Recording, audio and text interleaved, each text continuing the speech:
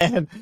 Ay naku, habang nanonood po tayo doon sa ano 'no, sa live stream ng mga vlogger do'n sa Maisog mga kababayan, hindi ko po maiwasan tumawa mga boss chief, amo, sir, eh, So, eto nga po mga bossing, eto ipapakita ko sa inyo.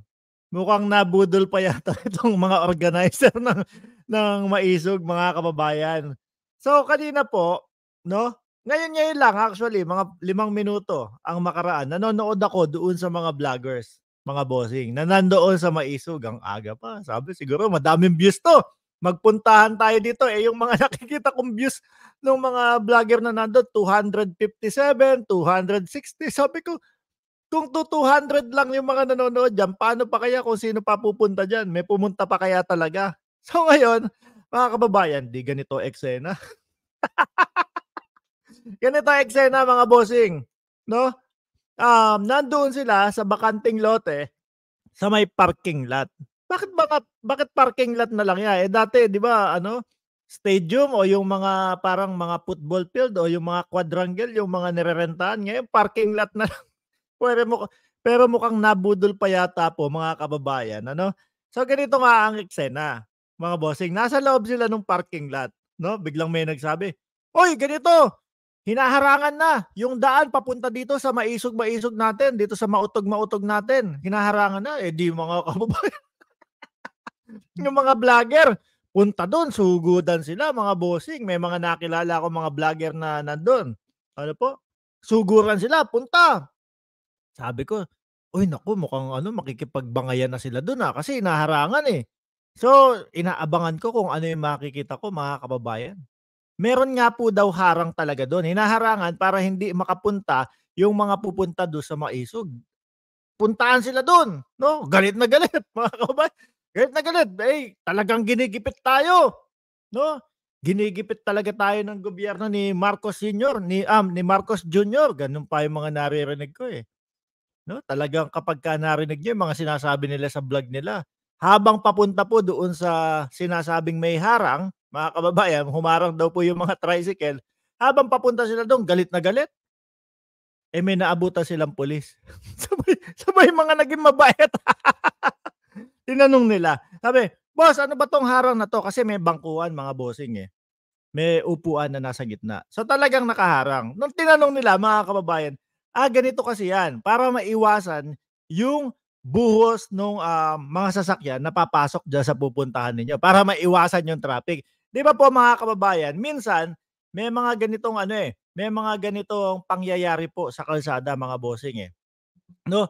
Minsan four-way na intersection. Ang gagawin nila diyan mga kababayan, para po magtuloy-tuloy yung flow, isasarado nila yung intersection. Tapos ang gagawin ng iba, yu-U-turn na lang po mga bossing para tuloy-tuloy yung daloy nung main na highway 'no. Tapos po yung manggagaling dito, mag-yu-U-turn na lang sila para maka-cross sila dun, para tuloy-tuloy mga kababayan. Pahiya sila dun sa pulis. Sabi ng pulis, wala ganito 'yan, para lang hindi maging, ma-traffic masyado. Medyo iikot lang ng konti." Ay sabi po, akala ko, eh, pahiya sila mga kababayan, 'no? Eh, pangalandakan pa nila dun sa taong bayan, sa mga nanonood sa kanila, eh, ganito 'yan, eh, hinaharangan na po para hindi makapunta dito sa maisog-maisog namin, sa mautog-mautog namin. So ngayon, eto na. Nakita ko yung parking lot 'no, nakita ko yung parking lot, nadaanan ko doon sa mga video ng mga vlogger. Eto nakita ko, sabi ko dito, saglit lang, pinost ko ng saglit mga kababayan. Sabi dito, this is a private property 'no, walang sino man walang sino mang pinapahintulutang gumamit ng lupang ito. Yan yung kinagagalit nila mga kababayan. Attorney Jose M. Cruz, Counsel of Owner. So sa madaling salita po mga kababayan, yung mismong may-ari 'no, ng lupang kinatitirikan 'no, nung parking lot na gagamitin sana po nila, yun ang hindi pumayag para gamitin yung lupa nila. So naisip ko mga kababayan, ano ba 'to, nabudol sila, nabudol, may nagpanggap na pag-aari niya 'to tapos pumayag siya. na gamitin ito. Eh, yung pala, yung totoong may-ari siguro narinig, eh, gagamitin daw yung property mo, gagamitin daw sa maisog, siguro tumawag dun sa lawyer niya, "Uy, saglit lang, yung property ko hindi puwede sa ganiyang mga ano." Oh, tumawag siguro kaya, siguro bago yung araw ngayon, eh, pinaskilan ng ganiyan. Eh, sino po ba ang mas may karapatan? Sila po bang magmamai-maisog dun o yung mismong may-ari 'no, na ipinapasabi doon sa lawyer niya? Sabihin mo dun sa ano, ipaskil mo diyan na hindi puwedeng gamitin itong, pag-aari ko.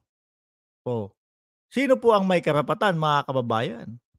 Eh, hindi po nila puwedeng ipilit 'yan, 'no?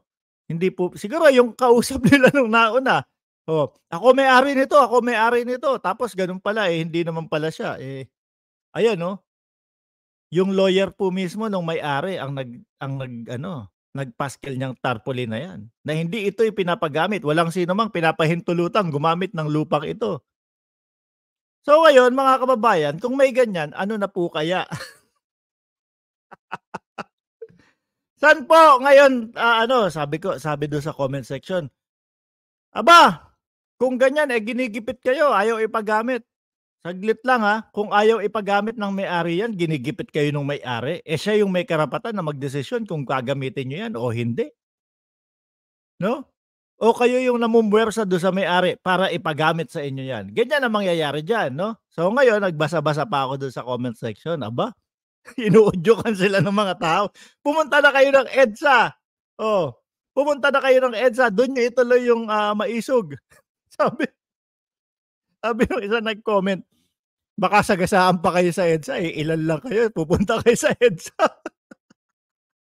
So, mga kababayan, ewan ko lang po, siguro puwedeng matuloy o puwedeng hindi, mga boss, chief, amo, sir, pero 'wag naman po ang pagbabalita nila, mga kababayan, eh, yung mga walang katotohanan. Mismong may-ari po, ayan, mismong may-ari, lawyer nung may-ari, 'no, ang nagpaskel nitong this is a private property, nitong tarpaulin na ito na sinasabi walang sino man ang pinapahintulutang gumamit ng lupang ito. Attorney Jose M.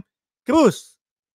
Oh, eh, sasabihin nila ginigipit ng pamahalaan, ginigipit ng administrasyong Marcos, tapos pumunta pa dun, hinaharangan daw pagdating nila dun, ang babait sa pulis. Nung pasugod sila, "Susugod tayo, sugod, bakit hinaharangan? Hindi puwede ito, ganito, ganyan." Nakita nila yung harang dun. Kasi para kumbaga tuloy-tuloy yung flow ng traffic, mga kababayan. Ang babait na dun sa pulis, eh. "Ah, ganun po ba? Ah, okey, sige po. Salamat, salamat." Alisan sila. Diyos ko po, Lord. Eh, sabi nitong mga 'to, mga kababayan, grabe ang tensyon dito. Grabe ang ano, yung kumbaga parang, kung ano-ano na daw yung ginagawa sa kanilang hakbang, kung ano-ano na daw po yung ginagawa silang sa kanilang mga kumbaga para mahinto yung maisog-maisog na yan. Sabi ko na naman sa sarili ko, 'no, habang pinapanood ko sila, kayo lang naman ang gumagawa ng eksena diyan, wala naman talagang humaharang sa inyo. Paalam po, mga kababayan. Ay naku, i-a-update ko pa po kayo dito. Madami pa pong nakakatawang mangyayari dito sa maisog na ito.